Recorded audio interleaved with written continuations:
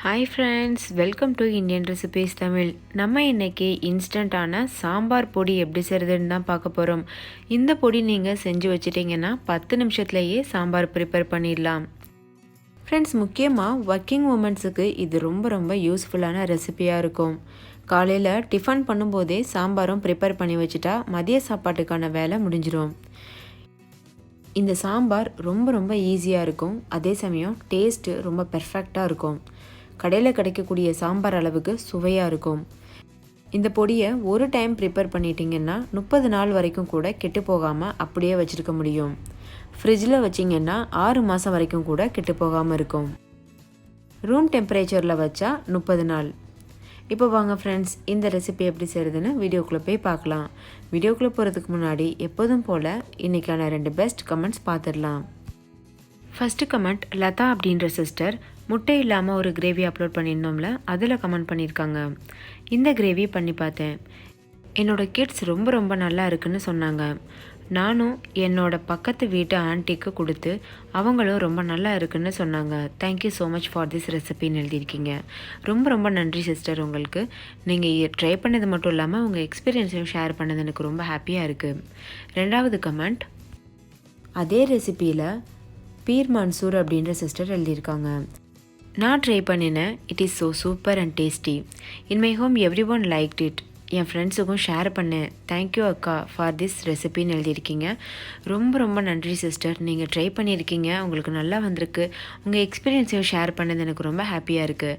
Friends, நீங்களும் இந்த ரெசிபியை மிஸ் பண்ணியிருந்தீங்கன்னா இந்த வீடியோவுக்கு கீழே இருக்க டிஸ்கிரிப்ஷன் பாக்ஸில் லிங்க் தரேன், பெட்டி செக் பண்ணி பாருங்கள், உங்களுக்கும் ரொம்ப பிடிக்கும். இப்போ வாங்க வீடியோக்குள்ளே போகலாம்.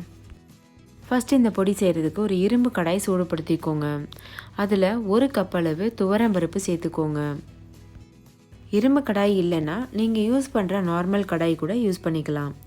லோ ஃப்ளேமில் வச்சு மெதுவாக வறுத்து எடுத்துக்கோங்க. ஃப்ரெண்ட்ஸ், தால் எப்பொழுதுமே வறுக்கும் பொழுது லோ ஃப்ளேமில் வச்சு கைவிடாமல் வருங்க, அப்போ தான் அது கரிஞ்சு போகாமல் இருக்கும். ஓரளவு வறுபட்டதும் 1/4 கப் அளவுக்கு பாசிப்பருப்பு சேர்த்துக்கோங்க. சேர்த்துட்டு அதையும் மிதமான தீயில வச்சு வறுத்துக்கோங்க. இது ரெண்டும் நல்லா ஓரளவு கலர் மாறுறது வரைக்கும் வறுத்துக்கோங்க.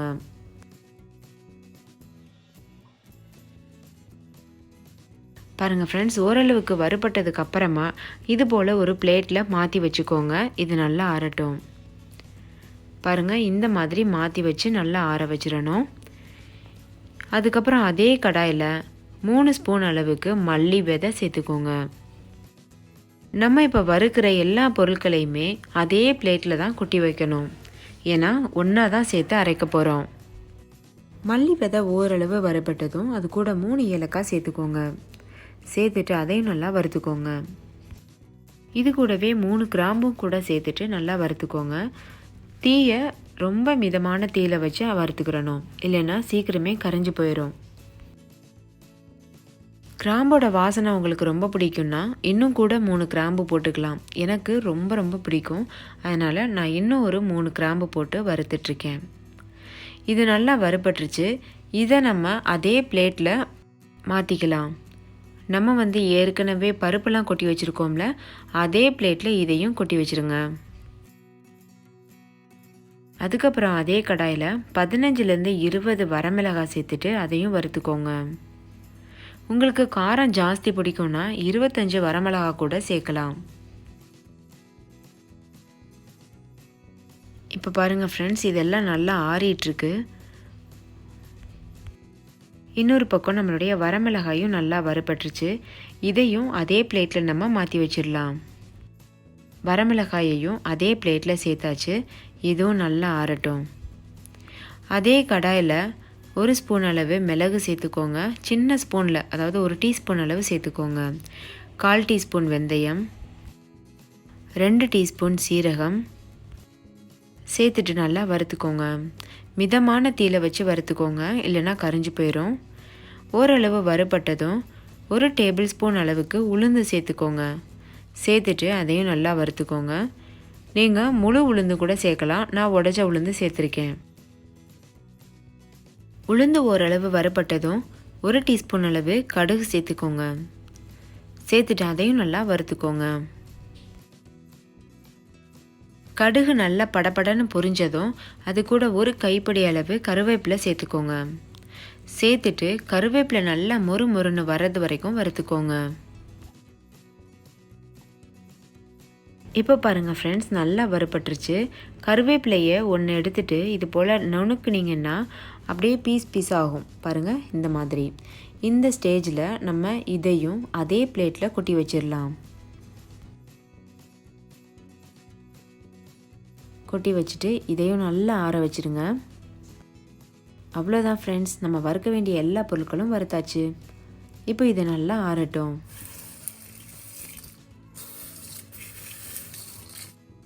நல்லா ஆறுனதுக்கு அப்புறமா மிக்ஸி ஜாரில் சேர்த்துக்கோங்க. பாருங்கள், இந்த மாதிரி சேர்த்துட்டு இதை நைஸாக அரைக்கணும். அதுக்கு முன்னாடி இது கூட 3 சொலை புளி சேர்க்குறேன். உங்களுக்கு புளிப்பு ரொம்ப பிடிக்கும்னா 4-5 சொலை கூட சேர்த்துக்கிறலாம். ஆனால் அந்த நாரை எடுத்துகிட்டு சேர்த்துக்கோங்க. இது கூடயே சுவைக்கேற்ப உப்பு சேர்த்துக்கோங்க. உப்பு வச்சு அரைக்கும்போது புளி நல்லா அரைப்படும், அதுக்காக. இப்போ இதை மூடி போட்டு மூடிட்டு நல்லா அரைச்சிட்டு வந்துடலாம். அவ்வளோதான் ஃப்ரெண்ட்ஸ், நம்மளுடைய இன்ஸ்டண்ட்டான சாம்பார் பவுடர் சூப்பராக தயாராகிடுச்சு. ஃப்ரெண்ட்ஸ், நீங்களே பாருங்கள் எந்த அளவுக்கு நல்லா சாஃப்டாக இருக்குன்னு. அவ்வளோ நைஸாக அரைச்சிக்கிறணும். இதை ஒரு தட்டில் கொட்டி இது போல் நல்லா பரத்தி விட்டு ஆற வச்சுக்கோங்க. நல்லா ஆறுனதுக்கப்புறமா ஏர்டைட்டான கண்டெய்னரில் போட்டு மூடி வச்சுருங்க. இப்போ இது நல்லா ஆறிடுச்சு. நான் ஒரு ஏர்டைட்டான கண்டெய்னரில் போட்டு மூட போகிறேன். தண்ணி படாமல் பார்த்துக்கிட்டிங்கன்னா 6 மாதம் ஆனாலும் கெட்டு போகாது. வீடியோ கடைசியில் இந்த பொடி வச்சு சாம்பார் எப்படி செய்கிறதுன்னு சொல்லியிருக்கேன். ஸோ முழுசாக பாருங்கள்.